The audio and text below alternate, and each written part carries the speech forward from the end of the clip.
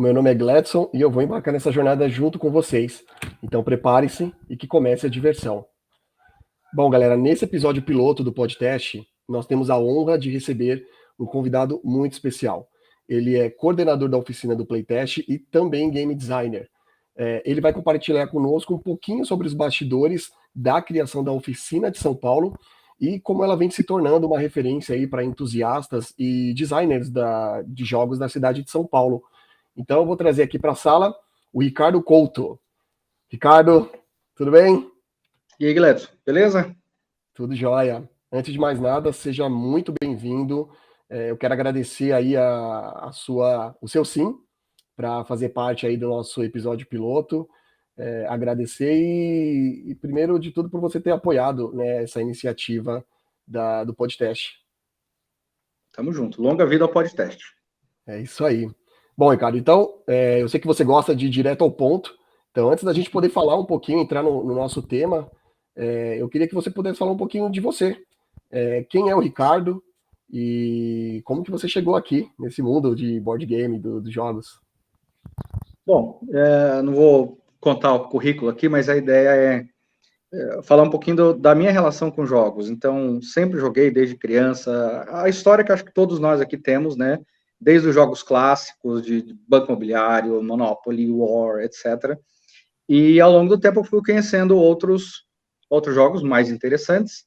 E acho que uma das coisas interessantes também nessa minha jornada é que eu trabalho com design, sou gestor na área de design, é que em muitos dos projetos que eu trabalhava tinha um conceito de gamification, que é um pouco trazer o conceito de jogos para dentro de plataformas digitais, como fazer as pessoas engajarem através de mecânicas usadas em jogos para fazer as pessoas completarem tarefas ou se engajarem mais em alguma atividade, enfim, usei isso também na educação. Então acaba que uma coisa foi se relacionando com a outra. Em algum momento eu falei, cara, isso é tão legal, será que eu não quero fazer jogos, não só gamificação dentro de uma plataforma? E aí isso foi mudando o meu conceito sobre o processo criativo, sobre o que precisava ser feito, porque enquanto a gamificação é muito técnico, então você tem um objetivo que é geralmente profissional ou educacional, enquanto o jogo é uma atividade lúdica. Então, o conceito é outro, o princípio é outro, mas compartilham algumas coisas. Então, parte do motivo de eu estar aqui e estar com o PSP também, e criar jogos atualmente, vem um pouco por conta dessa bagagem. Então, fora outras coisas menores, como ter um filho que jogava comigo, joga ainda comigo, e eu, vamos criar jogos, e ele começou a querer criar, eu comecei a criar junto com ele. Então, acabou que foi o bichinho que me mordeu ali, e agora vira uma coisa que eu não consigo mais ficar sem. Eu quero sempre estar criando, quero sempre estar discutindo, quero sempre estar conhecendo mecânicas, conhecendo outras formas de jogar, outras formas de criar. Então, acho que é por isso que eu estou aqui hoje. Oh, bacana. No caso, você estava falando que você já trabalhava com gamificação. Há quantos anos você já trabalha com isso? Minha barba é branca, então acho que diz um pouco, não vou dar a idade, mas trabalho com design de uma forma geral há 20 anos. Um pouquinho mais de 20 anos. Mas com gamification, vou dizer que há uns 10, 12 anos, só que é um conceito aplicado para um ambiente profissional. Então, pega-se todas mecânicas, ideias de jogos, ou principalmente o que engaja dentro de um jogo, você recorta uma fração disso e usa isso para um ambiente profissional ou educacional, né? Um ambiente, por exemplo, um ambiente de educação à distância online. Eu usava bastante isso. Então, você usa um recorte. Então, não é que já dominava a criação de jogos. Não, eu dominava, trabalhava com gamificação de plataformas. Só que elas compartilham muita coisa. Então, algumas das teorias elas são compartilhadas, alguns conceitos são compartilhados, mas não tem tanto a parte lúdica, que é o que a gente tem hoje nos jogos de tabuleiro, foca no lúdico, na expressividade de uma cultura ou de uma ideia. Bacana. No caso do desenvolvimento de jogos, então, você sentiu muita dificuldade quando você estava migrando da sua profissão para esse mercado do hobby, da criação dos jogos? Teve muita discrepância entre uma visão e outra no começo? Eu acho que tem, por conta da atividade. por exemplo, meu processo, assim, aí, claro, é muito particular de cada um, mas eu trabalho muito pensando na temática, então eu não consigo desassociar mecânica e temática, eu gosto muito de fazer essas coisas muito coladas. E quando a gente vai para um conceito de gamificação, o tema já está lá, você não consegue criar um tema. Então, eu estou falando, por exemplo, uma aula de, sei lá, uma aula de física, e eu quero, ou de matemática, eu quero que os alunos se engajem naquilo através de uma mecânica de comparação, de pontuação, alguma coisa mais fun, mais divertida ali naquele processo. Mas a Bacana. temática está lá. Eu não vou mudar aquela temática, não tem como mexer e não faz sentido mexer. Quando eu pego um jogo de tabuleiro moderno, e o meu processo criativo a temática, ela está fortemente entrelaçada com o jogo.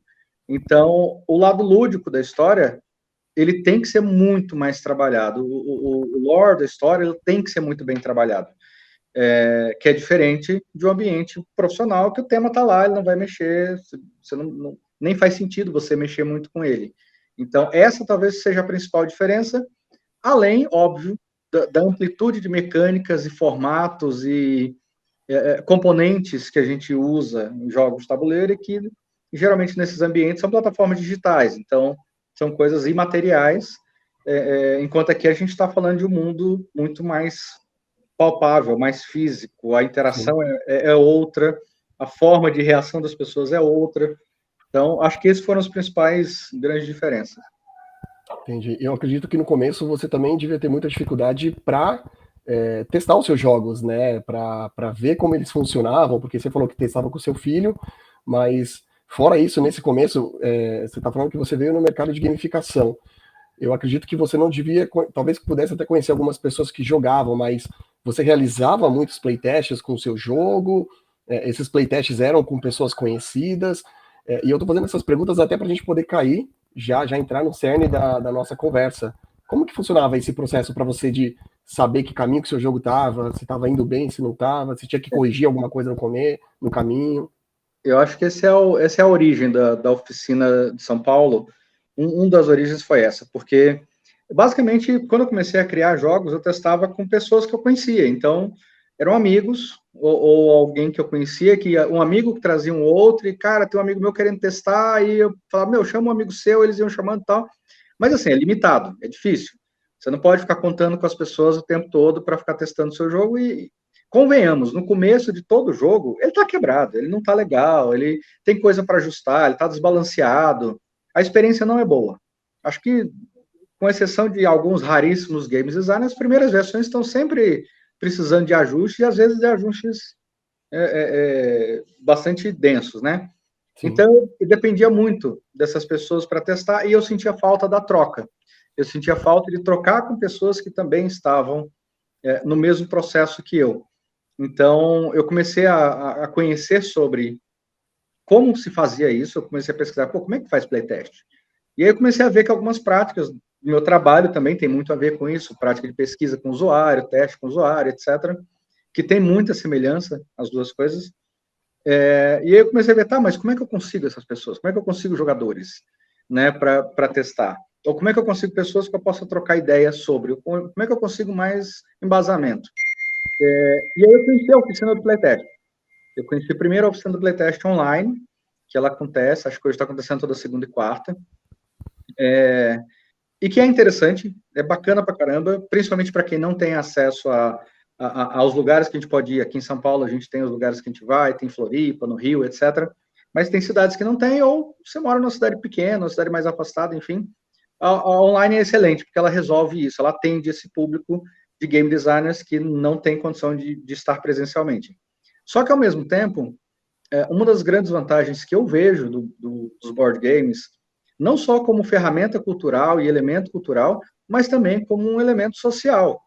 Então, eu sentia muita falta de sentar com as pessoas e discutir ali no presencial, e mover as peças, e sentir como é que a pessoa estava, e sentir a reação dela, que não fosse só no online. Que, óbvio, como toda interação, né, presencial é sempre melhor. Então, acho que daí surgiu uma intenção que era, poxa, estou em São Paulo, né, não sou de São Paulo, mas moro em São Paulo agora já há 12, 13 anos. Poxa, tem uma galera aqui, tem bastante gente aqui interessada. Por que não tentar juntar essa galera? Não sabia se essa galera estava afim. Mas eu falei, bom, deve ter alguém afim, deve ter uns 2, 3 gatos pingados por aí que topariam a gente sentar e discutir jogos de cada um e dar feedbacks e entender para onde o jogo poderia seguir, dar ideias, enfim. Então, acho que esse foi o pontapé inicial, assim, de por que tentar fazer alguma organização, alguma iniciativa social que pudesse juntar essas pessoas para promover essa discussão e crescimento mútuo, sabe? De início foi assim. Perfeito. Sobre a oficina do Playtest, para quem não sabe, a oficina do Playtest Online é uma comunidade online que nasceu em meados ali da pandemia. A gente vai ter um episódio falando especificamente sobre a oficina, vamos trazer convidados, a galera que participa, que deu início lá atrás, mas é uma comunidade que hoje, ela funciona até hoje, ela tem encontros todas as segundas e quartas-feiras, sempre no período da noite, e ela reúne designers do Brasil inteiro. Então, se você game designer, se você é um curioso, aí tem interesse em saber como que funciona o processo de criação, ou se você tem jogos e quer, de repente, arrumar uma galera nova para poder testar, existe essa comunidade. Nós vamos deixar na descrição também, no link, tanto as informações da oficina de São Paulo, que é o nosso foco aqui, mas também da oficina online, já que o Ricardo citou ela aí, que não tinha como a gente falar da oficina de São Paulo sem antes falarmos da predecessora da oficina do Playtest de São Paulo. Bom, Ricardo, você estava falando aí desse seu processo de poder expandir mesmo o seu processo de criação de jogos, de fazer trocas mais físicas, mais presenciais com a galera, para sentir como que funciona a jogatina ali, a experiência do jogador ali, o olhar, o olho no olho, a reação dele e tudo mais. Mas fala um pouquinho para a gente, então, em que momento que isso veio para você? Caramba, vou fazer isso, e agradeço aí, acho muito legal a iniciativa da oficina online, mas acho que faz mais sentido, de repente, eu tentar fazer algo aqui na cidade de São Paulo. Em que momento que teve esse gatilho para você? Depois de quanto tempo que você já estava lá na oficina online? Eu acho que, bom, a online ela teve assim, acho que o ápice no período ali da pandemia, porque de fato todo mundo só podia testar online, né? Não dava para se juntar e testar. E eu era um desses que estava testando online. Às vezes eu ia toda segunda e quarta, porque eu queria testar meus jogos também, testar jogos dos outros, dar feedbacks também, mas não podia ser presencial por conta da pandemia. Então, quando estava nesse processo, durante esse período, eu pensei, pô, acho que vale ter. A gente estava acabando a pandemia, finalzinho de pandemia ali, estava começando a voltar, as pessoas saírem à rua, etc. E aí eu falei, pô, deve ter uma galera de São Paulo que toparia fazer isso. E aí a primeira coisa que eu fiz foi tentar entender com quem estava na organização, na época da oficina online, e aí eu fui falar com o Fernando Cunha. Eu falei, Fernando, cara, estou pensando em fazer aqui em São Paulo. Ele organizava lá em Minas. Então, eu falei, cara, em Belo Horizonte, né? Pô, tô querendo fazer em São Paulo. Como que é? Como é que funciona? Me dá umas ideias aí. Como é que vocês construíram essa comunidade e como é que a gente pode construir essa comunidade aqui em São Paulo? Aí ele foi bem sucinto. Ele falou, cara, pô, do caramba, só faz. Tem mais uma pessoa que está afim de fazer, que era o Yuri Morrone. Aí ele falou, aí eu já conheci o Yuri de playtest também na oficina do online, mas não tinha trocado essa ideia com ele sobre fazer em São Paulo. Legal. E aí o Fernando Cunha fez essa ponte e falou, cara, fala com o Yuri tá afim também, quem sabe vocês chegam num acordo, vocês se juntam força, etc. Fui falar com o Yuri, 100% de acordo, assim, estavam 100% alinhados, e eu acho que uma coisa importante que a gente fez, aí você comentou da oficina, é importante pensar a oficina do playtest primeiro, que ela é um conceito, e você tem os braços, né? Tem a oficina online, tem a de São Paulo, tem do Rio, tem de Minas, tem Floripa, etc. Por quê? A primeira coisa que a gente fez, eu e o Yuri, a primeira coisa que a gente se juntou é, cara, vamos dar uma revisada no material ali que era a filosofia da oficina. Vamos ver se aquilo é o que a gente acredita. É isso que a gente acredita? Precisa de algum ajuste no texto? Precisa de alguma coisa específica? Porque ela era muito focada ali no online. Então, a gente teve que mudar as coisas do online para o presencial. Mas o resto, eu lembro que eu olhei e falei, Yuri, para mim é, sei lá, corrigir uma vírgula, sabe? O conceito é esse, queremos ser uma comunidade aberta, uma comunidade sem fins lucrativos, uma comunidade de troca, uma comunidade que tem um código de conduta ali de respeito entre as pessoas. A gente não tolera nenhum tipo de discriminação, nenhum tipo de assédio, nenhum tipo de postura que não colabore com o crescimento das pessoas, game designers, que estão desenvolvendo jogos ou conceitos ou ideias. Independente da pessoa ser com um jogo publicado e super famoso e ter nome no mercado, ou ser um cara que ninguém conhece e não publicou nenhum jogo, ou alguém que nem tem ideia do jogo, ou a pessoa que nem quer criar jogos, mas gosta de fazer playtest. Isso, para mim, foi o que marcou ali o momento de, beleza, é isso mesmo, quero participar de uma iniciativa de São Paulo, vou dedicar meu tempo para fazer isso. Inicialmente eu e Yuri, outras pessoas foram se juntando ao longo do tempo, né? Mas inicialmente começou ali nós dois, e ficou assim, acreditamos nisso, queremos fazer isso, e vamos fazer. E a primeira coisa foi, aonde? Então, desde o início, a gente buscou, eu lembro das primeiras discussões de onde vamos fazer, que era, vamos fazer aonde? É um lugar que tem que ser bonito, legal, espaçoso, silencioso, que não, o nosso principal foco era, o lugar tem que ser acessível. As pessoas têm que conseguir chegar, porque São Paulo é gigante, né? A gente sabe que, por exemplo, se tivesse uma oficina do playtest, uma oficina acontecendo lá na Zona Leste, a gente sabe que poucas pessoas que não moram na Zona Leste iriam, porque é longe pra caramba. Ou se fosse lá no extremo da Zona Sul, também. A maioria das pessoas não iria, porque é longe para a maioria delas. Então, nosso primeiro ponto foi, cara, temos que ser acessíveis. Né? Como está no slide aqui, né? Agente aberto, gratuito, coletivo, colaborativo, isso tem que ser acessível.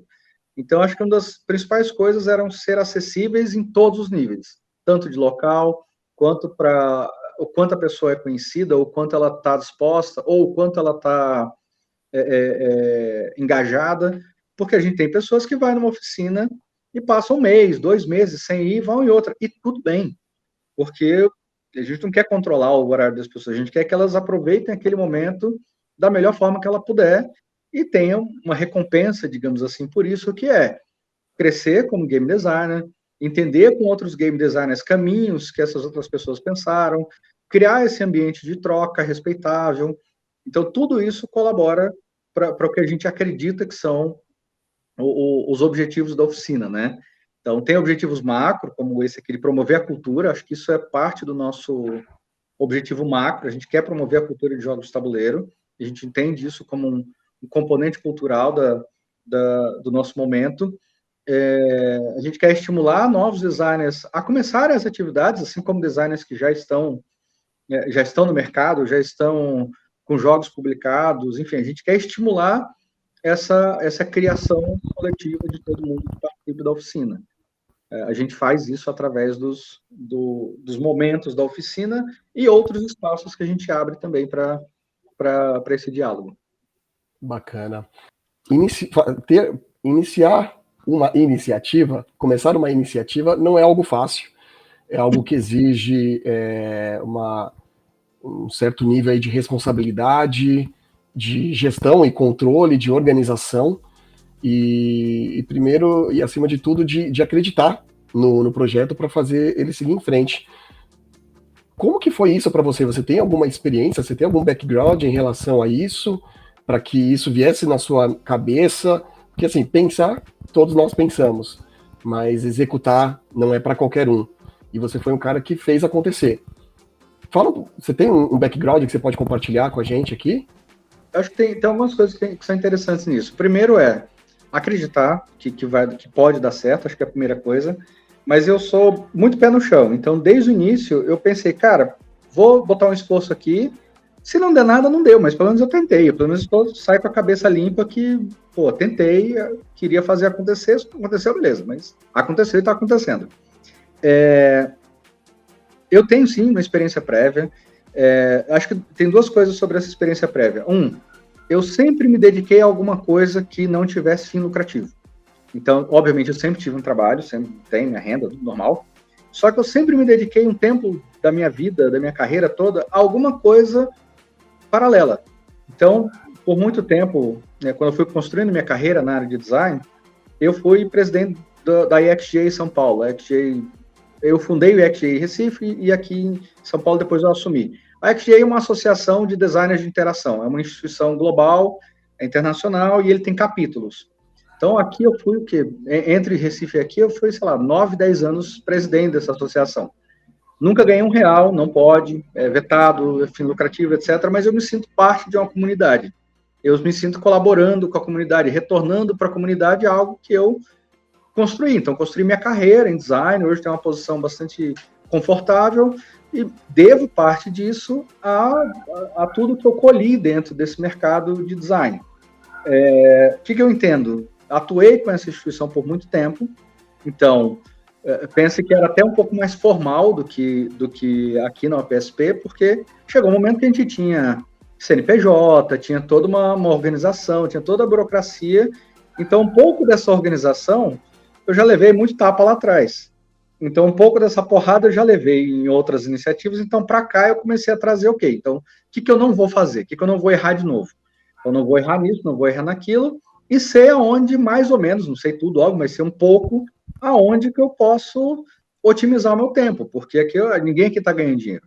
Então, a Sim. ideia não é ter isso como um trabalho remunerado. Mas é muito ter como um senso de comunidade, um senso de participação de uma comunidade e retribuição a essa comunidade. Então, dedico meu tempo, sim, você também, outras pessoas que estão junto da UPSP também dedicam o seu tempo. Eu acho que esse é o principal ponto, né? Esse é o principal definição que dedico meu tempo em troca de algo que para a comunidade. Pensando em senso de comunidade. Então, acho que essa experiência prévia que eu tive ajuda bastante a não tomar muita porrada agora, mas acho que aqui tem sempre características novas, porque é um outro mercado, é uma outra cultura, são pessoas diferentes. Então, tem um aprendizado, sim, mas tem algo que é muito particular daqui da oficina. Então, pelo que eu entendi, você conseguiu juntar o melhor da sua experiência com uma estrutura já existente na oficina do Playtest, em específico ali trazendo da oficina online, que foi onde você começou. Você sentiu... E a vontade de fazer, né? E a vontade de fazer, claro. Foi difícil para você conseguir trabalhar com essa filosofia que existia online para trazer para a física? Você precisou fazer muitas adaptações na forma de executar, só para que a galera consiga entender é parecido, não, é muito diferente. Fala um pouquinho para a gente sobre essa parte. Não, eu acho que essa foi uma das coisas até motivadoras, assim, motivacionais porque a gente começou e acabou fazendo acontecer de fato, que quando a gente foi fazer essa análise de, como é que é a filosofia e funcionamento da oficina, do online, né, que é onde a gente estava. Eu olhei e falei, cara, isso é super replicável para o ambiente físico. A única diferença é que você está presencial e o feeling é um pouco melhor, assim, né? Você consegue ter a reação na hora, o diálogo, a proximidade com as pessoas. Você acaba até ficando mais conectado com as pessoas e você entende um pouco mais a pessoa. Você pode até fazer mais amizades, porque você acaba ficando mais próximo das pessoas, né? Então, nessa parte, eu acho que não foi nem dificultador, foi ao contrário, foi um facilitador e um motivador.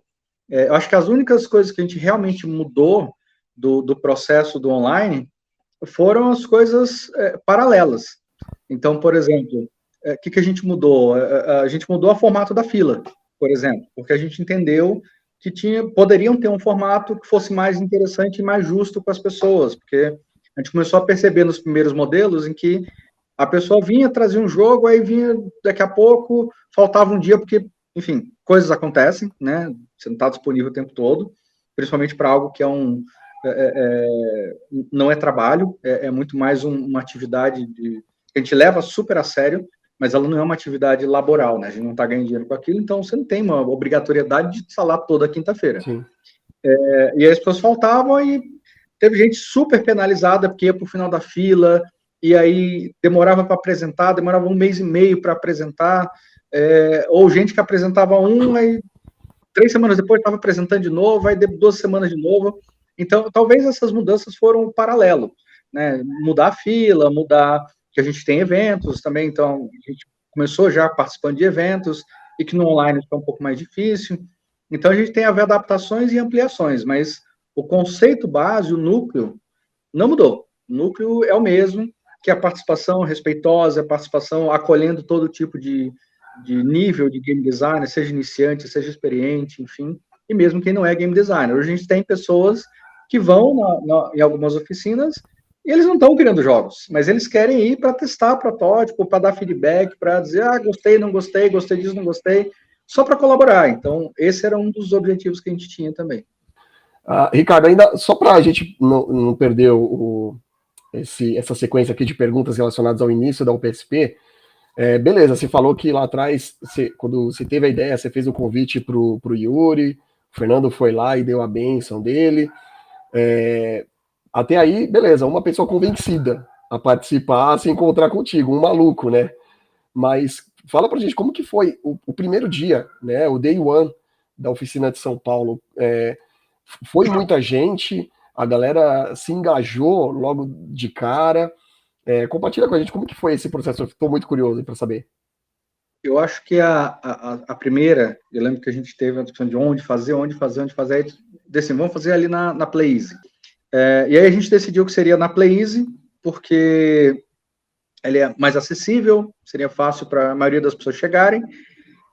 E aí a gente ficou com aquela de, bom, vamos sair jogando isso nos lugares, nos grupos de WhatsApp, nos canais que a gente souber, vamos falar com os conhecidos, vamos falar para os conhecidos convidarem conhecidos deles e vamos tentar divulgar a palavra, né, da oficina. E, para nossa surpresa, a gente esperava que fosse poucas pessoas só para, vamos testar um jogo, né, um de alguém, sei lá, se alguém levar, a gente testa. Ou alguns dos nossos, que a gente levasse, né. E, para nossa surpresa, se eu não me engano, posso errar o número, mas acho que foram 12 pessoas na primeira. Nossa. Então, para mim, ficou muito claro que havia uma necessidade reprimida, porque a gente estava saindo de uma pandemia, então a gente estava ali 1 ano e meio, 2 anos, trancados em casa, e as pessoas querendo levar suas criações, querendo discutir sobre o design de jogos de maneira bastante saudável e próxima, Uhum. e não estavam conseguindo porque estava todo mundo preso em casa, ninguém estava podendo sair, não estava se juntando. Então ficou muito claro para mim, pelo menos, que tinha ali uma vontade reprimida em um monte de gente. Então, na primeira oficina já foram 12 pessoas, que parece um número pequeno, mas estamos falando de 12 game designers.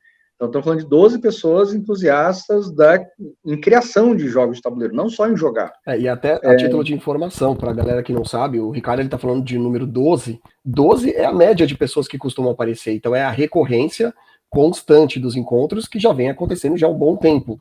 E ele está falando de um primeiro encontro presencial na cidade de São Paulo, algo que tipo, era um tiro no escuro para muita gente. Então, quando ele fala desse número 12, ele fala com muito orgulho, porque realmente é para se orgulhar você conseguir trazer uma média de pessoas que até então se encontravam online. E aí, eu e o Yuri, nesse momento, a gente meio que se dividiu em como é que a gente organiza a coisa, como é que a gente divulga a coisa, como é que a gente faz barulho para movimentar. Então, eu acabei pegando uma posição ali, deixa eu organizar a PIB, deixa eu organizar a engrenagem para fazer o negócio funcionar. E aí, o Yuri cuidava muito de fazer os contatos, de tentar puxar mais gente. E aí, acho que isso fez com que a coisa fosse tomando forma. E ao longo do tempo, a gente precisou deixar isso só rodando, porque virou orgânico. Porque aí todo mundo começou a conhecer, na comunidade ela não é tão grande, né? Então todo mundo começou a conhecer, existe uma oficina, existe um negócio que rola ali na PlayEasy às quintas-feiras, dá para testar meu jogo lá. Então, uma pessoa foi indicando a outra. Então, hoje eu acho difícil alguém que esteja na comunidade de São Paulo e que não conheça a oficina. Pode ter, claro que tem, mas a maioria, no mínimo, sabe que ela existe. E a gente tem hoje números muito bacanas de autores que participam e protótipos que já foram testados. Então, a gente vê, de fato, que existe essa comunidade. E ali, no dia 1, na primeira oficina, que foi em abril do ano passado, a gente teve essa certeza de, não, realmente não era só eu e Yuri que estávamos a fim de fazer o negócio. Realmente tem uma galera que está sentindo falta disso e vê valor nisso aqui. Então, ali foi o ponto-chave de, ok, precisamos ter e vamos manter esse negócio funcionando e vamos ampliar. Beleza. A título de localização, né, do tempo, para quem não sabe, esse episódio ele está acontecendo no dia 29 de julho de 2023. Então, o Ricardo falou que iniciou em abril, foi em abril de 2022, então a gente tem aí um pouquinho mais de um ano de oficina do Playtest. Bom, a gente está trazendo aqui alguns números da oficina para vocês poderem conhecer. Então, assim, são 51 oficinas semanais que já aconteceram. Isso, acho que foi número fechado, né, até abril desse ano, certo, Ricardo? Esse acho que foi fechado em junho agora. Fechado em junho. Então já tem mais, tem um pouquinho mais que isso, mas... Então já está até atualizado. Hoje, então, são 42 designers participantes, que é bastante gente, hein, participante. Caraca. Você tem uma noção de quantos... A oficina, ela tem um grupo de WhatsApp também, né? Tem um canal ali oficial para troca de experiência. Quase 100. Quantos? Quase 100. Quase 100. Caramba. Quase 100, 94, 95. Então a gente tem aí um pouco mais aí, talvez de 40%, quase chegando a 50% do grupo. E realmente, gente, vou trazer novamente aqui vocês para a realidade.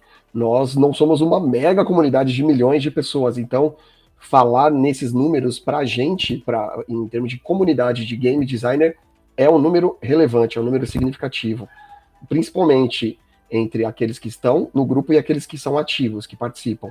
Então é um baita do número. E vocês vão se adaptar com esses números logo logo. O nosso canal, a ideia é que a gente consiga trazer essas informações e sempre que possível, dados e números para deixar vocês um pouco mais atualizados. Então foram ali também, voltando, 59 protótipos, né? Que vocês já foram apresentados, que é protótipo pra caramba. Caramba. Desses protótipos, a gente tem protótipos que já foram publicados, né? Que saíram da oficina e chegaram a ser publicados, né, Ricardo? Sim. Eu acho que o papel da oficina, ela não é exatamente publicar o jogo, né? Só para ficar muito claro para os marinheiros de primeira viagem. Sim. É justamente apoiar o designer na construção. Então a gente apoia, é um grupo que participa de playtest, dá feedbacks positivos, negativos. Cara, isso aqui tá legal, isso aqui eu não gostei, isso aqui eu acho que não funcionou, ou isso aqui dá ideias, dá referências. Então a gente ajuda a comunidade a construir a sua história. Então, o autor X, né, o autora X pode levar o jogo, testar, receber feedbacks, modificar ou não, pode ser que o jogo já seja bem redondinho, e dali para frente é um trabalho muito, muito dela, né, dessa pessoa. Mas a ideia é que a gente participe desse processo criativo junto, apoiando no que for possível. E dentro dessa participação das iniciativas, existem também participações em eventos, né? Que você comentou. Você quer falar um pouquinho sobre esses eventos? Eu acho que vale. Acho que vale falar dos nossos parceiros. Então, uma das ideias, quando a gente começou a oficina, era testar com a gente, né? Era testar entre a comunidade. Só que a gente começou a ver o seguinte, né?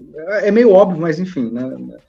Contando um pouco em perspectiva, a gente começou a perceber, é legal testar entre a gente, entre game designers, troca de ideia, referências, etc, é maravilhoso. Só que é muito diferente de você testar com pessoas que não são game designers, ou pelo menos não são ainda, né? Mas não são, pessoas que só querem jogar, e a maioria da comunidade só quer jogar, ela não quer criar jogos. A maioria das pessoas só quer jogar. E é muito diferente a perspectiva dessas pessoas.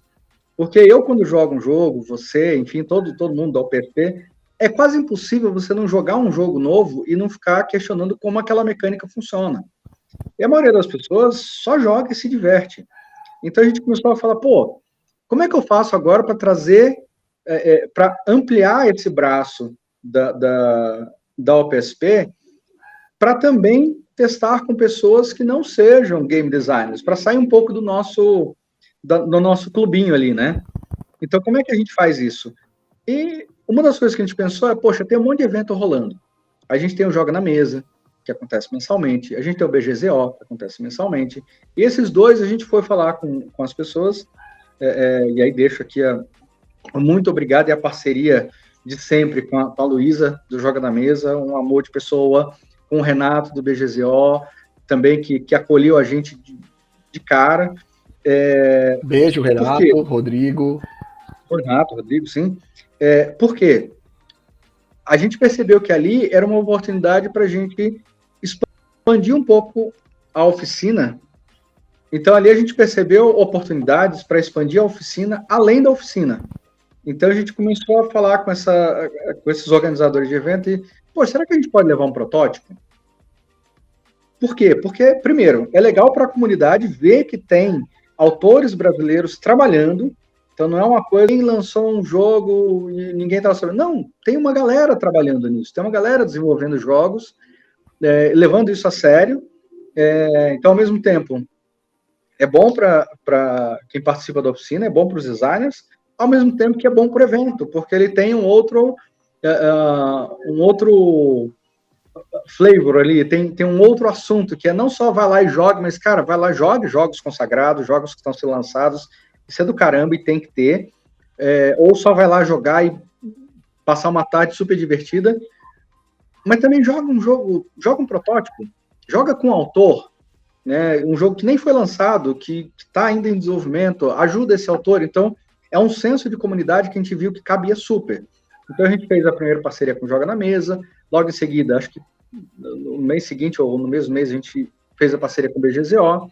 Agora, recentemente, a gente fechou uma parceria com o Instituto Goethe, com o Spiel Meet, então a gente teve a primeira participação no Spiel Meet agora nesse mês.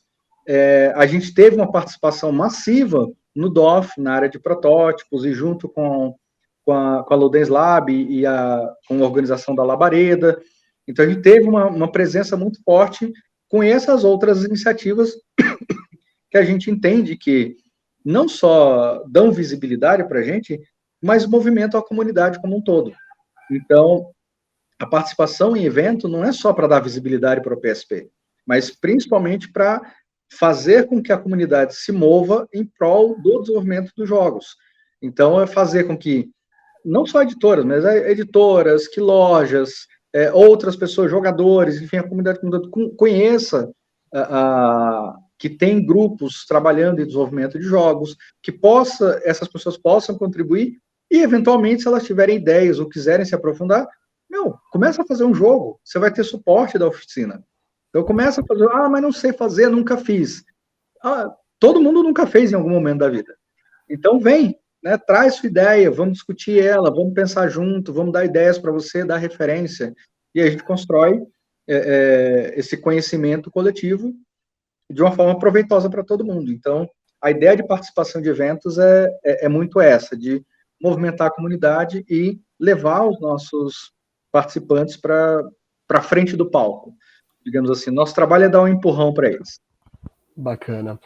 Bom, só a título de conhecimento, a gente vai deixar na descrição também mais informações sobre os lugares e os eventos que a Oficina de São Paulo participa, mas deixar aí o nosso abraço para a Luísa Pirajá, do Joga na Mesa, Renato, Rodrigo, lá do BGZO, e a todo o pessoal do Instituto Goethe que receberam a Oficina de São Paulo aí de braços abertos.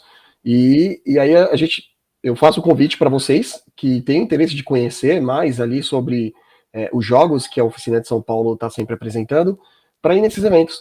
Entra lá no Instagram desses canais, vê as agendas deles, eles têm agendas ali mensais. No caso do Instituto Goethe, a parceria recente, a oficina acho que está participando uma vez por mês, certo, Ricardo? Isso aí. Com algumas atividades também. Inclusive rolou, acho que no último sábado, em parceria, já com a primeira iniciativa nascendo ali junto com o Instituto Goethe, que é o Meta Meeple, do nosso amigo Bruno, que a gente vai trazer aqui no programa também, para poder falar um pouquinho sobre essa iniciativa do Meta Meeple, que, gente, eu não vou nem falar, eu vou deixar vocês só na curiosidade aí, mas a gente vai ter oportunidade para poder trazer o Bruno aqui para poder falar também um pouquinho do Meta Meeple. Mas me fala um pouquinho da ideia original, de quando ela nasceu até hoje. Mudou muita coisa? Foi um ano relativamente curto, né? Mas eu acredito que muita coisa deve ter mudado de lá para cá. Você consegue dizer aí pra gente um pouquinho?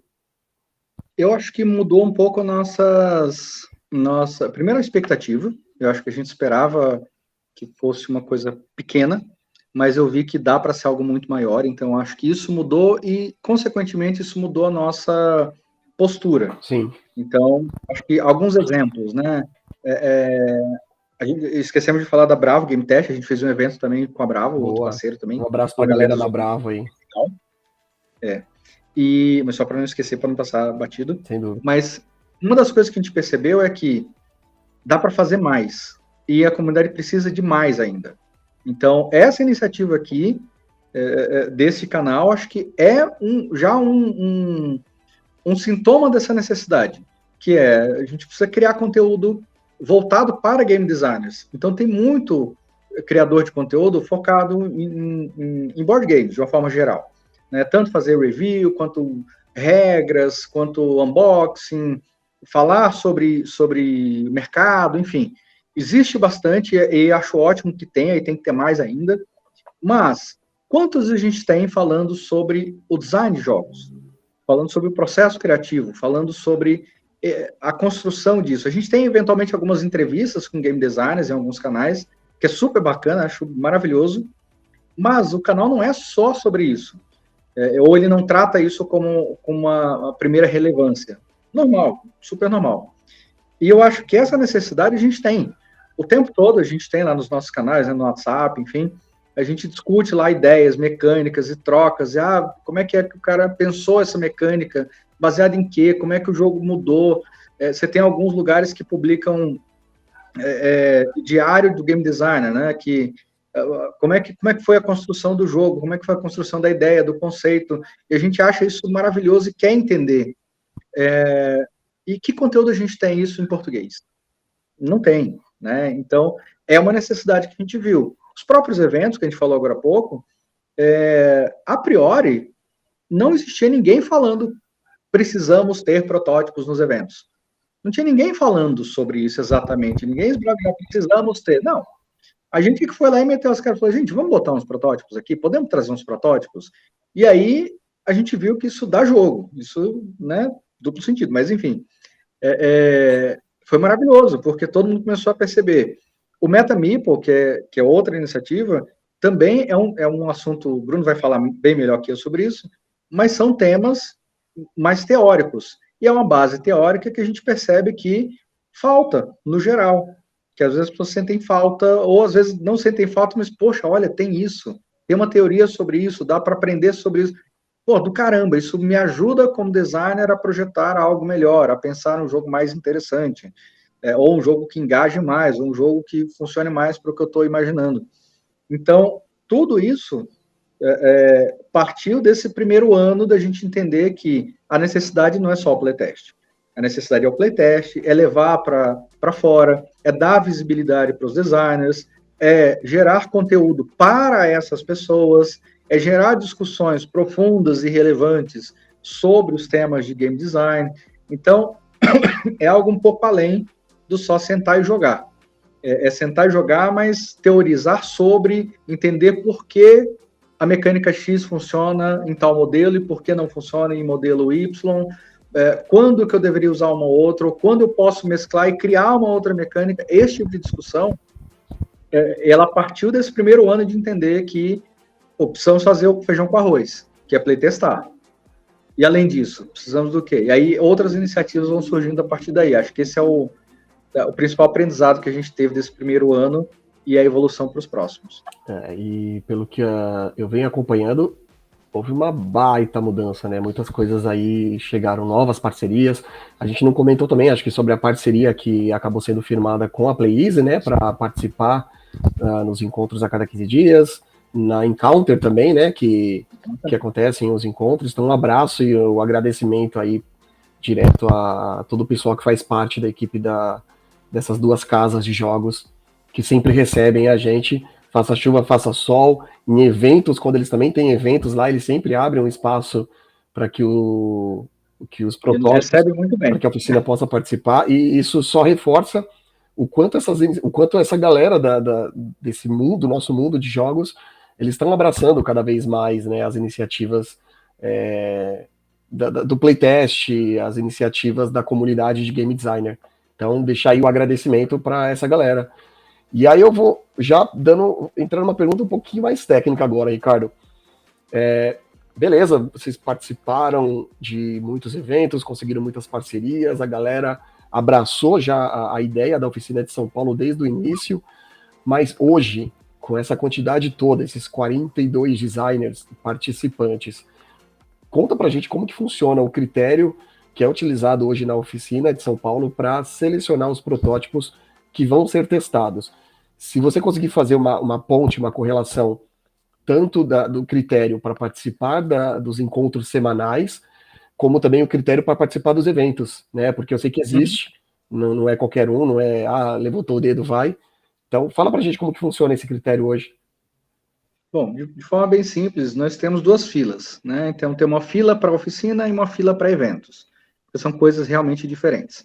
Então, a fila para oficina, a gente repensou o modelo, né, que a gente usava, então, era um modelo que era relativamente punitivo. Você faltava um dia, você ia para o final da fila. Então, se tem bastante gente, isso é bastante punitivo. Imagina que você está em sétimo da fila, e aí tem 2 protótipos sendo testados essa semana, 2 na outra, 2 na outra. E na que você iria apresentar, você falta. Você vai lá para o final da fila, você vai ter que remar tudo de novo. Então a gente começou a estudar modelos e criamos um modelo hoje, onde você vai na oficina, você não consegue apresentar sem ir numa oficina pelo menos uma vez antes de apresentar, e você ganha ponto. E esse ponto é relativo ao tempo que você ficou ali. Então você vai lá, você jogou 2 horas, claro que a gente não fica cronometrando a pessoa, até foi, ganha ponto, tá? A gente não fica nesse controle micro, mas só como conceito, né? Foi, você ganha ponto. E esse ponto é relativo ao tempo que você desprendeu ali. Se você foi lá, né, participou da oficina, geralmente das 19h30 às 21h30, às vezes até às 10, depende do dia e da disponibilidade das pessoas, você ganha pontos e você entra numa fila. Quem tem mais pontos tem a prioridade de apresentação. Então, se eu tenho 10 pontos, você tem 8, outra pessoa tem 7, então a prioridade é minha. Se eu quiser apresentar e levar um jogo para apresentar, a prioridade é minha, porque eu estou na frente da fila, apresentei, eu perco pontos conforme a quantidade de pessoas que testaram meu jogo. Ou seja, o conceito base é, gastei 2 horas, né, testando o jogo de outra pessoa, beleza, 3 pessoas testaram meu jogo, então eu sou penalizado em 6 horas, porque 3 pessoas vezes 2 horas que elas gastaram, então o conceito base é esse. Na prática é mais simples, né? Foi, ganhou ponto, não foi, não ganha ponto, mas também não perde nada, você continua no lugar da fila. Então a fila é relativamente simples nesse princípio, a fila de oficina. Sendo que, poxa, acabei de criar um jogo agora, tive uma ideia, nem é jogo ainda, eu só tenho um rabisco no papel sulfite aqui, um A4, rabisquei com a mão. Posso levar isso e usar o tempo, porque eu estou no topo da fila e eu posso testar isso? Pode e deve, porque aquele tempo, aquela prioridade é tua. Se você não quiser levar nada e quiser usar 2 horas para ficar discutindo o conceito, beleza, é o teu tempo. Ou não, já tem o jogo todo elaborado, comprei as pecinhas ali na Ludeca, mandei imprimir tabuleiro e tá. Quer também? É seu momento, tá no topo da fila, tem prioridade? Leva. Tá? Então é totalmente livre, zero barreira para levar jogo para a oficina, não importa o nível que ele está. Tanto de acabamento, de componente, até de nível de evolução. Acabei de pensar o jogo. A oficina é às 19h30, pensei no jogo às 18 horas. Posso levar um jogo que claramente está quebrado?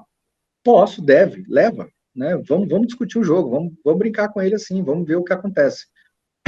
Isso para oficina, tá? Totalmente aberto. Quando a gente vai para evento, a fila é mais simples. A gente tenta ser o mais democrático possível com o evento, porque evento não tem muito como ganhar ponto indo para evento. Então, a fila da oficina depende da sua permanência, da sua frequência, né? Então, se eu vou mais na oficina, vou toda quinta, provavelmente eu vou apresentar mais rápido que uma pessoa. Provavelmente não, eu certamente vou apresentar mais rápido ou mais vezes do que uma pessoa que vai uma vez por mês, que é justo, né? Você participa mais, você dá mais feedback, você apresenta mais também. Em evento, a gente faz diferente, a gente faz uma fila simples, que essa funciona da seguinte forma. A fila simples, está lá os nomes, a gente sorteou os nomes, quem está no topo escolhe qual evento você quer ir, quero ir nesse. Qual evento você quer ir, quero ir nesse. Eu não posso ir. Então, a gente pega a pessoa e fala, você participou de um evento dia 10. Então, quer dizer que ela vai no fim da fila, porque ela participou já de um evento, ela levou um protótipo dela para um evento. Quem não levou, continua lá no topo da fila, esperando a vez dela, o evento que ela queira participar, ela possa participar. Mas a ideia é que Só esse evento ele participe apenas pessoas que participaram pelo menos uma vez na oficina, tem alguma coisa sim, assim? aí é o critério do evento, Ah, né? O critério do evento é diferente do critério da oficina. certo. Porque para o evento a gente tem uma regrinha, algumas, né? A primeira é, não pode ser um jogo em estágio muito embrionário. Então você tem que ter um jogo que já tenha começo, meio e fim, um jogo que já tenha pelo menos alguma rodado, alguns playtests, e a gente entenda que um jogador que está ali só por hobby, ele não está ali só para criar jogos, ele não está ali para discutir contigo mecânica, ele quer se divertir. Então esse jogo ele tem que ter uma proposta que divirta as pessoas. E divertir não quer dizer que tem que ser um jogo engraçado, pode ser um jogo super sério, um euro pesado, pode ser, desde que o evento comporte esse tipo de jogo. Então tem eventos que são mais leves, vão mais família, mais para jogar jogos leves, então você não vai levar um euro pesado. Então a gente veta e fala, ó, esse protótipo teu, esse jogo não é adequado para esse evento, então não vai rolar. Então esse é um critério. Né? O outro critério é o jogo já ter tido rodadas de playtest para as pessoas poderem, de fato, ter uma experiência completa do jogo de começo, meio e fim. Por quê? Porque na oficina, às vezes a gente vai levar jogo ali, qual é o critério de fim de jogo? Não sei, não decidi ainda. Quero testar a mecânica, não quero saber do fim do jogo ainda, não quero saber de pontuação, quero testar a mecânica que eu pensei. Mas no evento não é legal fazer isso. No evento não é legal você testar esse tipo de coisa, porque você vai criar uma experiência ruim para os jogadores que forem no evento e a pessoa pode ter uma perspectiva ruim do evento. Pô, fui naquele evento lá, tinha um protótipo, pô, os caras nem sabia como é que o jogo acabava, tava um estágio muito básico o jogo era ruim. Mas o jogo não era ruim, mas ele estava num estágio de desenvolvimento muito inicial. Então esse é outro critério. Né? O quanto o jogo já está maduro, o perfil do evento e a própria fila, que aí a gente prioriza quem está no topo. Apresentou, você vai para o final da fila e espera rodar as pessoas que querem e podem apresentar nos eventos, e quando chegar a sua vez de novo, você leva de novo no evento que for o caso. Né? Hoje a gente tem os 3 que são mensais, que é o Spill Meet, BGZO e o Joga na Mesa. E você acredita que hoje os protótipos eles têm uma visibilidade, a visibilidade necessária que a indústria coloca, uma atenção em jogos que estão sendo desenvolvidos? Me dá um pouquinho da sua visão sobre isso, até conectando, né, todo esse trabalho que você falou que a oficina hoje faz e nessa evolução que vocês vêm apresentando aí com iniciativas novas e que no final me parece que tudo isso é para ajudar mesmo o designer a ter essa visibilidade e conseguir seguir um caminho mais eficiente dentro da construção de jogos. Qual a sua visão em relação a essa questão dessa visibilidade para o mercado? Eu acho que a oficina em si, ela é um dos pilares, não é o único, mas a gente tem dado a nossa contribuição possível para gerar um pouco mais essa visibilidade, para dar essa visibilidade, dar essa abertura para os autores de jogos. Vale ressaltar, por exemplo, acho que como um bom exemplo que a gente pode trazer, foi a nossa presença no DOF. Acho que o DOF, e agradecendo muito a Fernanda e a Bárbara, que cuidaram ali, e a Luísa, que cuidaram da área de protótipos ali com um carinho enorme, e foi uma área de protótipos, assim, muito superior ao que tem sido a visibilidade que teve. Acho que estava numa área super privilegiada, estava com protótipos muito bons, teve um trabalho muito bom ali de curadoria, junto ali com a Ludens Lab e a Labareda, teve ali o Master Game Chef, que não sei quanto todo mundo ficou sabendo, mas foi fantástico, assim, uma iniciativa da gente criar jogos ali em 1h30, meio que uma Game Jam, com componentes da Ludeca, enfim. Eu acho que esse tipo de coisa, se a gente olhasse o DOF do ano passado, não teve. Então, um baita ganho para a comunidade de game design. E aí, não, obviamente, não estou dando mérito disso para a oficina, estou dando mérito para a organização do DOF, de fato, mas quando a gente olha ali, quem participou do Master Game Chef, os 4 grupos, de alguma forma, eram ligados à oficina do Playtest. Então, tinha a oficina do Playtest São Paulo, tinha representante de Floripa, tinha da oficina das Ligadas, teve um grupo que era só de autoras, né? Que achei fantástico ter essa diversidade, ter essa combinação, e a gente estava ali em peso. Nos protótipos, dos selecionados para a área de protótipos, se não me engano, éramos em 6, né? entre protótipos de São Paulo, do online, enfim, da oficina como um todo, sem especificar lugar. Então, daí você começa a ver como o resultado das oficinas, elas têm aparecido, elas têm gerado já frutos a partir daí. Então, essa visibilidade, eu acho que ela é meio ovo e galinha, sabe? A gente começa a ter visibilidade, porque a gente começou a se movimentar, ao mesmo tempo que os eventos começaram a falar, olha, isso é legal, isso é bacana. Então, eles também geram essa visibilidade, porque eles percebem que a iniciativa é bacana. Então, eu acho que faltava um pouco ter esse outro lado, porque os eventos, eles existem, estão crescendo, o DOF cresce absurdamente todo ano, a cada ano está maior, e a cada ano está mais legal, a cada ano está mais bem organizado, parece que quando você fala, pô, ficou show, aí vem o outro ano, está mais show ainda. Então, eu acho que isso fez com que a gente sentisse de, ei, esse negócio está legal, por que a gente também não faz algo legal para esse nicho do nicho, né, da comunidade de game designers, para dar mais visibilidade? Então, eu acho que essa visibilidade está crescendo, ela está ficando mais presente, mais visível, de uma forma, como é que eu posso dizer? Está ficando mais presente no dia a dia da comunidade de jogos de tabuleiro. Então, você vai no evento, você vai no BGZO, tem protótipo. Você vai no Joga na Mesa, tem protótipo. Se você vai jogar ou não, é outra história, mas tem. Então, você soube que tinha um autor ali com protótipo. Ou o jogo quase para lançar ali. Você vai no Spill Meet, tem protótipo. Você vai no DOF, tem uma área enorme de protótipo e um baita barulho rolando ali de protótipo de board game, de RPG. Então, acho que essa visibilidade, ela foi meio natural, no sentido de que a gente precisava dela, mas, ao mesmo tempo, nós, das oficinas, a gente tenta fazer com que, como eu falei antes, a gente tenta dar esse empurrãozinho de, olha, o palco tá ali, amigão, vai para lá. Ah, mas eu não sei, vai, só vai, né? E aí, todas essas iniciativas que a gente está fazendo agora, gerar conteúdo, etc., é para promover esse empurrãozinho.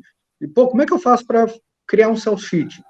Na época do inscrição de protótipos para o DOF, por exemplo, lá no nosso canal do WhatsApp, a gente fez uma troca ali, todo mundo mandando sell sheet. Cara, dá uma criticada no meu sell sheet, o que tá legal, o que não tá. Bons exemplos de sell sheet, por quê? Porque eu quero levar para as editoras, porque eu quero levar para a inscrição, eu quero ter selecionado no DOF, na área de protótipo. Então, esse senso de comunidade,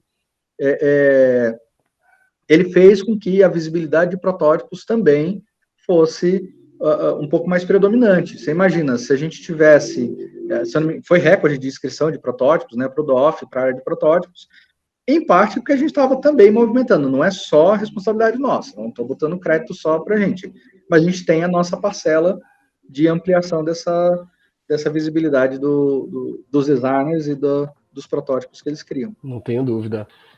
Mas assim, Ricardo, apesar de tudo aí que você falou, uma coisa que sempre foi um tabu no mercado de protótipos e uma barreira foi a questão da participação das pessoas, né, do público para poder jogar. Sempre teve aquela questão, jogo nacional, questão de qualidade, questão de criatividade. Você acha que isso mudou? Eu não quero nem conectar de repente com a oficina, mas você acredita que essa barreira ela está sendo derrubada? Esse tabu ele ainda existe? Eu vou dizer que é uma perspectiva muito minha particular, tá? Então, essa opinião agora que eu vou dar não representa a oficina, representa a minha opinião pessoal. Mas eu acho que todo componente cultural que a gente tem, sem entrar muito a fundo, mas quase todos os componentes culturais, as expressões culturais que a gente tem no Brasil, elas passam por esse momento. Então, por um bom tempo a gente tinha, filme brasileiro. Tem filme bom e tem filme brasileiro. Né? Então, a gente teve esse período ali de amadurecimento cultural, que olha, filme bom e filme brasileiro não são coisas necessariamente diferentes. Você pode ter filme brasileiro ruim, e tem, assim como você tem filme norte-americano ou filme europeu ruim, mas você pode ter filme bom, e temos filmes maravilhosos brasileiros também. Então, toda a expressão cultural no Brasil tem um pouco essa coisa, né, de síndrome do vira-lata. E aí, veio de fora, então é bom. Então se veio de fora é bom, o que foi criado aqui não é bom.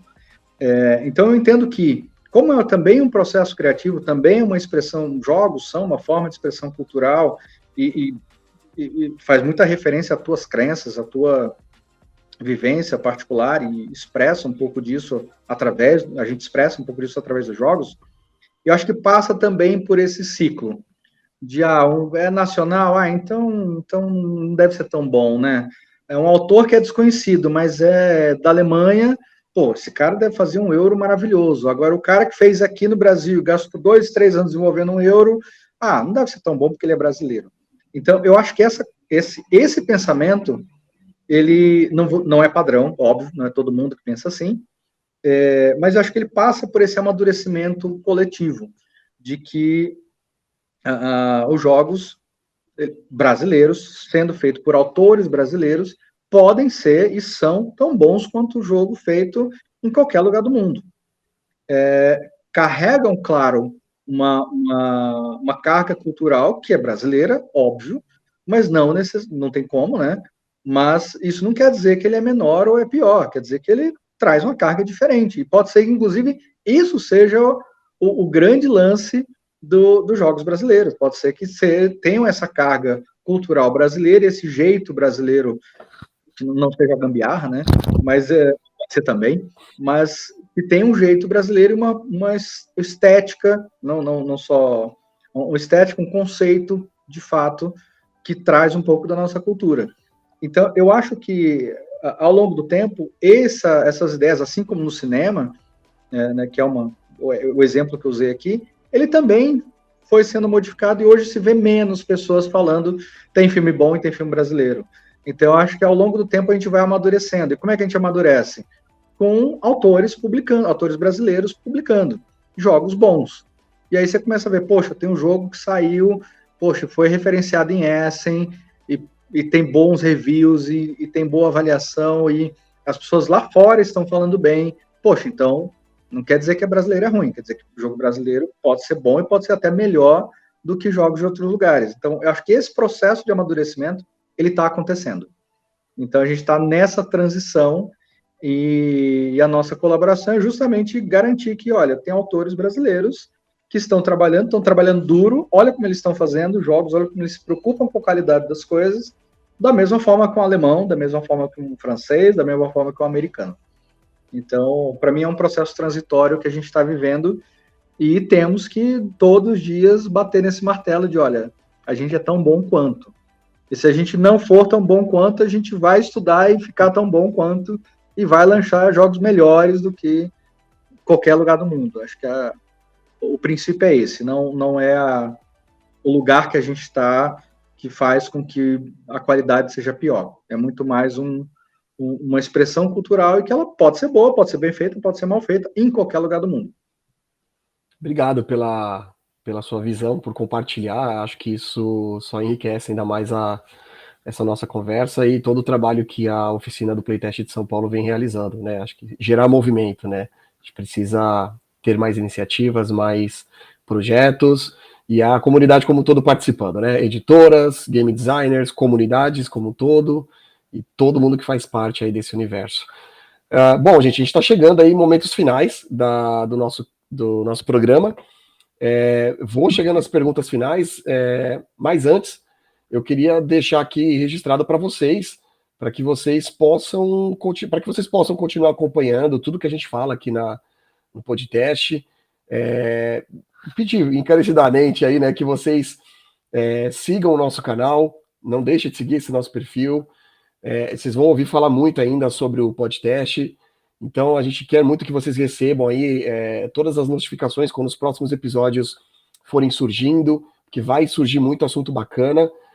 Compartilha com seus amigos, seus colegas que também são apaixonados por jogos de tabuleiro, para que a gente possa continuar crescendo aí como comunidade. E também não deixe de ativar aí o sininho para não perder nenhuma novidade, participar de todo o bate-papo aí, de tudo que a gente está compartilhando com vocês. Bom, Ricardo, para poder finalizar contigo, eu tenho uma última pergunta aqui.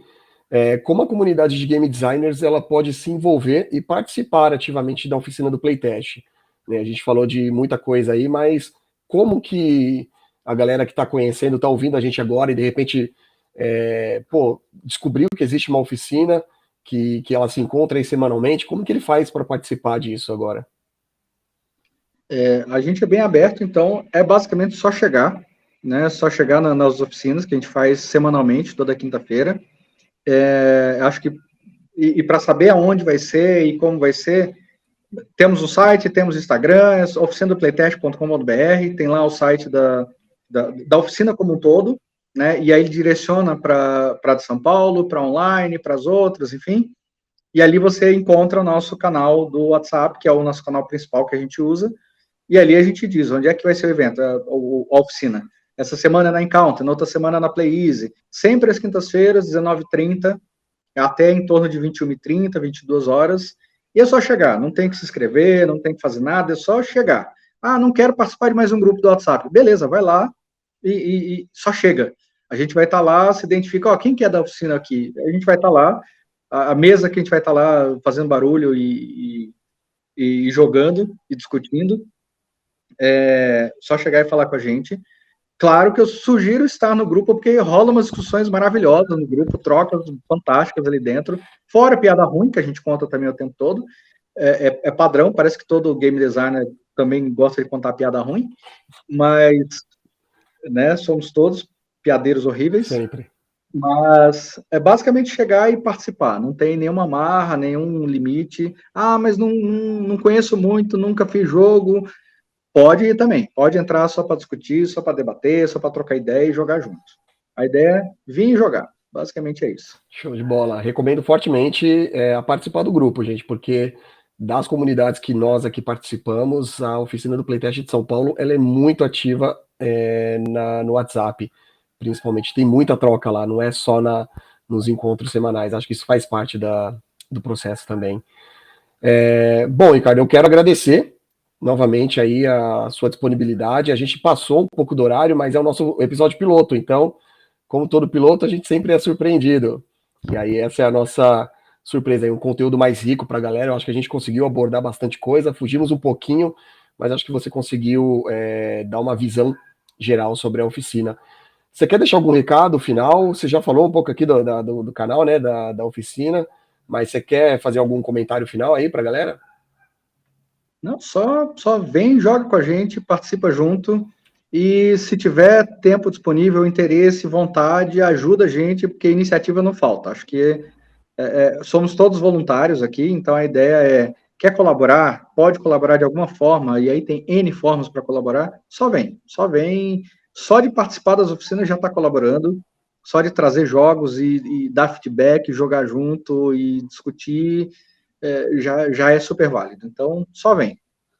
Beleza. É isso aí, galera. Falando novamente, não deixe de seguir o nosso perfil, para receber as notificações dos novos episódios.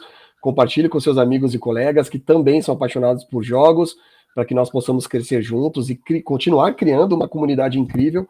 Ative o sininho para não perder nenhuma novidade. E é isso. Bom, e você acredita que hoje o 3, 2, 1. Para tentar emendar uma outra aqui. Eu já começo a partir da pergunta, Walter? Walter foi embora, deixou a gente aqui. Que a indústria coloca... Peraí, gente, só um minutinho. É minha mãe me ligando. Porque eu não sei se estava saindo o som da vibração. Esse aí você põe aquela camada cinza e põe o Gladys. Você falou, foi mal, gente, minha mãe me ligando. É legal ter esses bastidores. Vamos lá, próximos episódios. Eu espero que vocês tenham gostado desse nosso episódio piloto. E a gente se vê por aí. Acho que é isso. Cortei essa parte. Corta essa parte aí. Corta, produção. E é isso aí, galera. Meu nome é Gladson. Foi um prazer aí estar com vocês nesse primeiro episódio. Um abraço e até a próxima.